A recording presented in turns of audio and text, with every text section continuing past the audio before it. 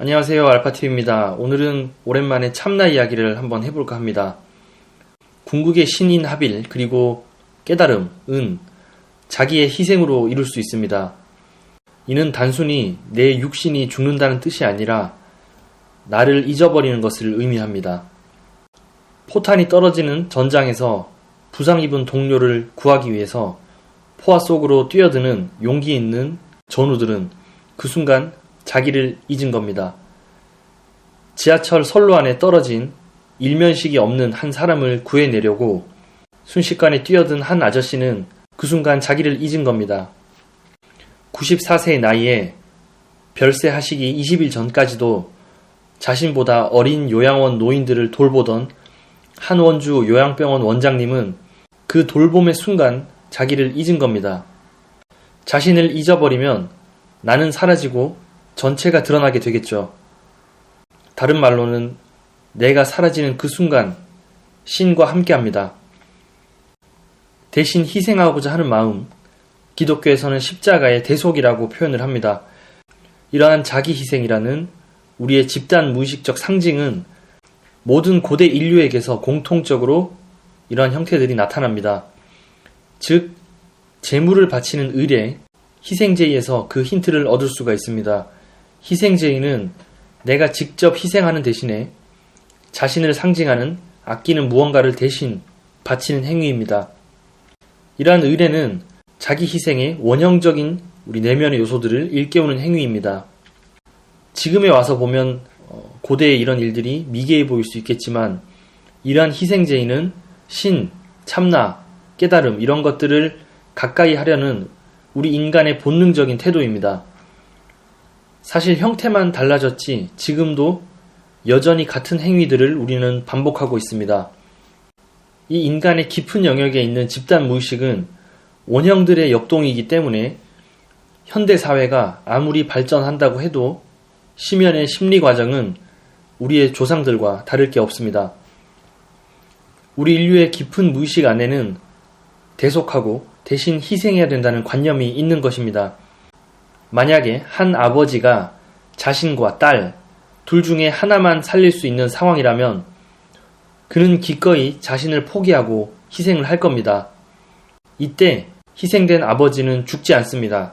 왜냐하면 딸 속에서 다시 부활하기 때문입니다. 반대로 만약 아버지가 자신을 선택한다고 하면 그의 딸도 죽고 그도 죽습니다. 아버지가 자신을 희생하고 딸을 살린다면 딸 안에서는 아버지가 부활하지만 반대로 아버지가 자신을 살리고 딸을 희생한다면 아버지 안에서는 딸이 부활하지 않습니다. 부활은 자신을 잊을 때 가능한 것인데 아버지는 자신을 잊기는커녕 오히려 더 자신의 존재를 강화했기 때문입니다. 아버지의 대속을 경험한 딸의 마음 안에서는 신의 숨결인 셀프 원형들이 활성화되고 깊은 심연의 목소리에 끌려 삶을 계속해서 개척해 나갈 수가 있습니다. 비록 그 과정에서 많은 눈물들이 있겠지만 결코 쓰러지지는 않을 겁니다.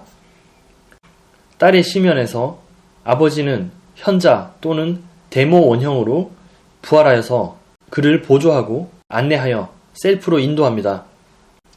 즉 아버지는 딸의 마음 안에서 자신을 부활시키고 영원한 안내자이자 동반자가 되어주는 겁니다. 그리고 딸은 혼자가 아니게 되겠죠. 그렇다고 단순히 또 아버지가 함께 해주는 그런 것만도 아닙니다. 그녀는 이제는 전체라는 것, 즉 신이 함께합니다. 이런 개인적인 가족의 사건을 전 인류적으로 환원해서 보면 또 추상화해서 보면 그런 신화가 바로 예수의 대속입니다.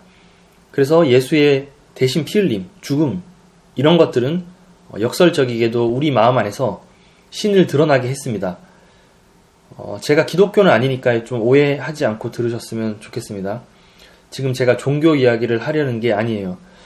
이러한 심리 과정은 비단 예수 이야기뿐만 아니라 우리의 정신 안에서 늘 일어나고 있습니다.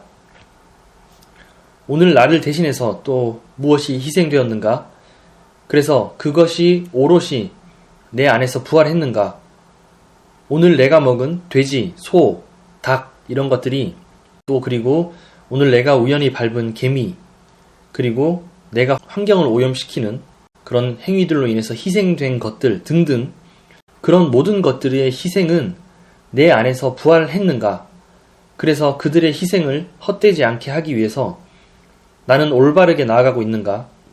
이런 생각들을 해보셨으면 좋겠습니다. 그리고 반대로 내가 가진 돈과 시간, 이런 것들 등등, 원래 내가 희생되어야 할 것을 나를 상징하는 대체물들이지 않습니까? 이런 시간과 돈이.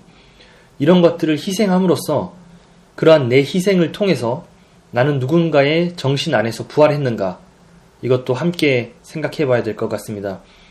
이러한 희생과 부활의 순환 속에서 우리는 전 우주와 연결이 되어 있습니다. 정리하자면 이렇습니다. 우리가 태어나서 겪는 충만한 경험들은 감사를 만듭니다. 감사는 사랑을 만듭니다. 그리고 사랑은 자기 희생을 만들고 자기 희생은 부활을 만듭니다. 부활은 다시 순환하여 충만한 경험을 만듭니다. 이런 것이 한 순환이라고 저는 생각을 합니다.